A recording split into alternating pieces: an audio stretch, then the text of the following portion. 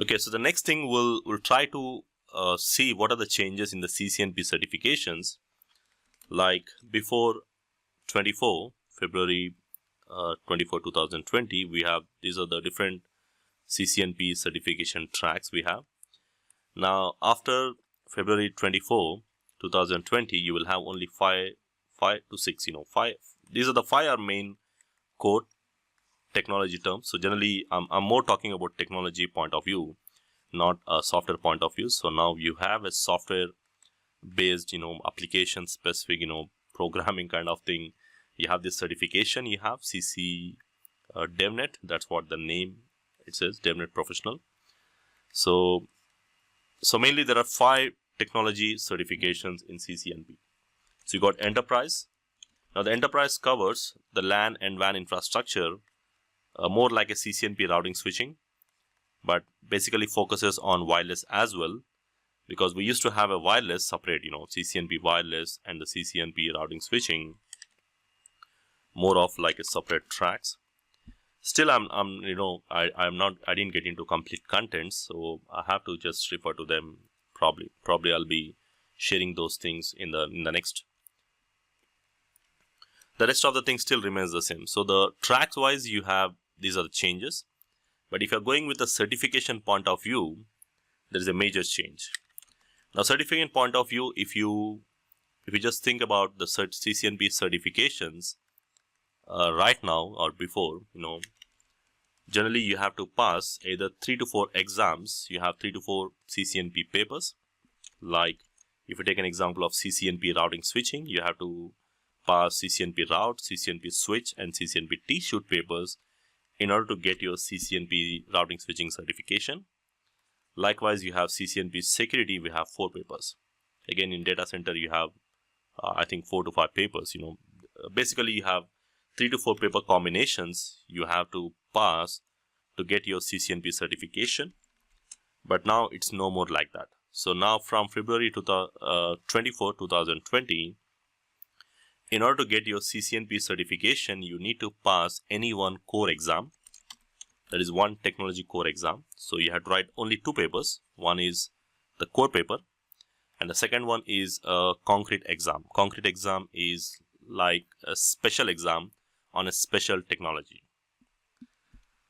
Like this is Enterprise Core exam screenshot. Now here you have an Enterprise Core exam, which means this is the one exam you have to pass. Again, every track have a different papers, so I'm just giving you an idea on the Enterprise Core. So this is like the core exam you have to pass, and then we have concrete exams. You have to pass any one of this. Now this focuses on, each paper focuses on individual technologies. Like here you can see this paper focuses more on routing services, and this paper focuses more on SD-WAN solutions, and this is on enterprise networks, designing the enterprise networks, or one paper focuses on enterprise wireless networks. So depending upon your field of specialization, let's say you are more specialized in working on wireless networks, so basically you can pass this exam, the CORP exam, and you can go and write your wireless exam basically to get your CCNP Enterprise Core certification. Now similar way, if you are going with CCNP security also, we have a core paper like ESA, WSA.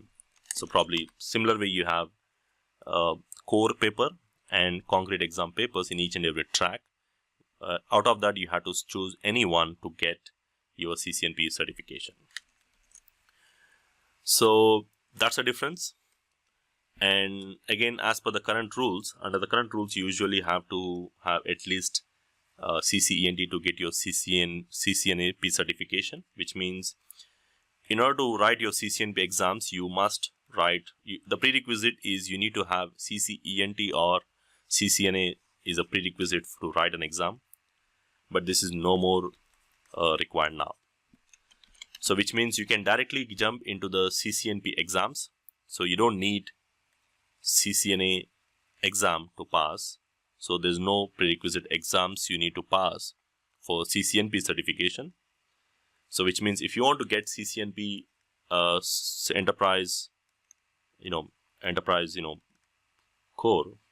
Basically, it's a core enterprise exam to pass.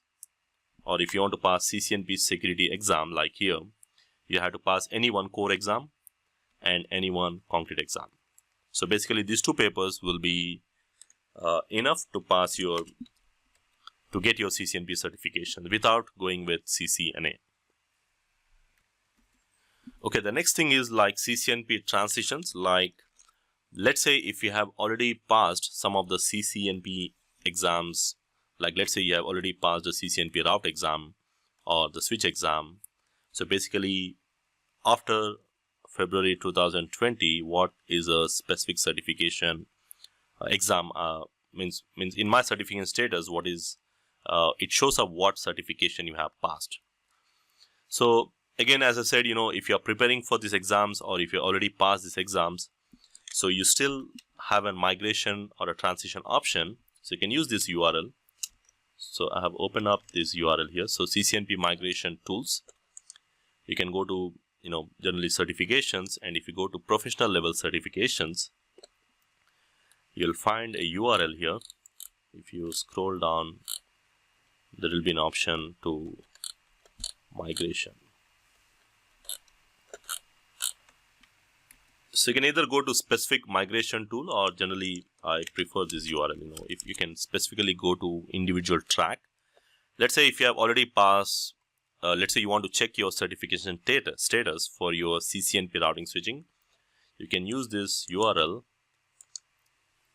and in this URL it shows up what are the current exams you have passed. Let's say if you have passed CCNP route, then after February 2020, so basically to earn your CCNP enterprise certification, you need to take these exams. Okay, so basically if you have passed CCNP route, so you have to take this core exam and you have to choose any one of these exams.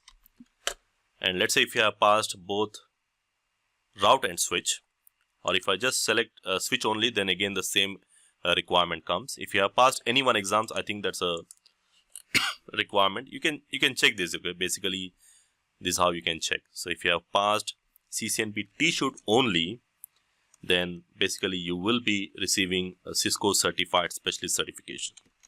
Now, one of the good thing about the new certification program is, like let's say, like generally you in the previous you have a CCNP covering 3 papers. Let's say CCNP routing switching includes CCNP route, CCNP T-shoot, as well as CCNP switch. Now basically you have to pass all the 3 papers in order to get your CCNP certification. So let's say if you have just passed a CCNP route, so you are not you don't get generally a certification status kind of things.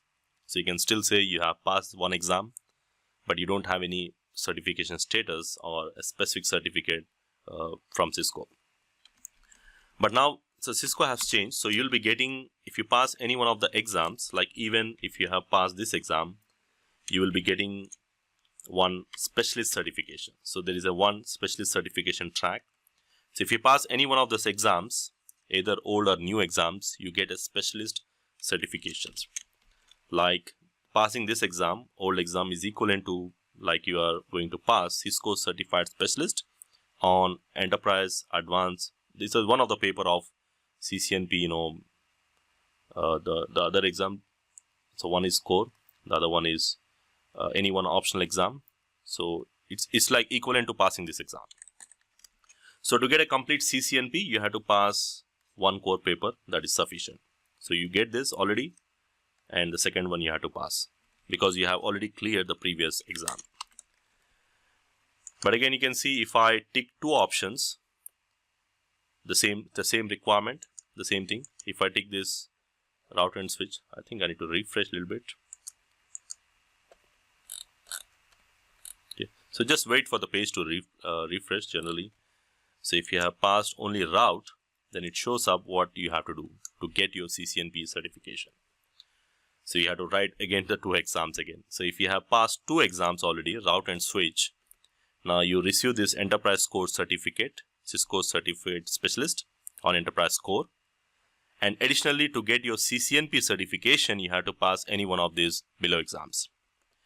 So if you have already passed all the 3 exams, then basically you get the same certification status. You can see if you're already CCNP routing switching certified of the 3 exams, so which means after February 24, you will be getting this CCNP enterprise certification.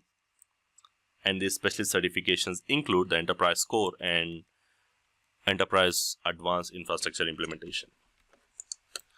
So again, the same thing applies for different tracks. If you want to check with any other track like CCNP security, so same thing applies. So you can just tick the options. The previous papers, if you just tick the previous paper, you get a specialist certificate on web content security. And to get a complete CCNP, again you have to pass this core paper.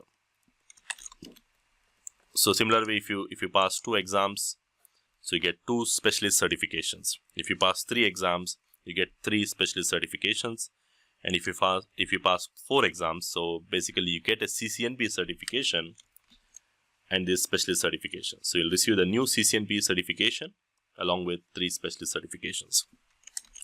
So it's like, because normally the people, when you are going for certifications, the main thing is whenever a Cisco adds a new certification programs, so everyone generally wait for these new certifications to come, and then they will prepare to write the exams after these new certifications so that they can get a new certification status. Like that was the case previously, but now even if you have passed the old papers, you will be receiving a new certification status from Cisco. So you'll be receiving this new CCNP certification as well. So this is like to encourage the candidates to still go for the Cisco certifications, existing exams. Basically, if someone is already preparing or under the, they are planning to write the exam in the next 5-6 months before February, they can go ahead with these certifications. It all depends. Again, the recertification status is still 3 years. So every 3 years you have to recertify from the day you did the last certification.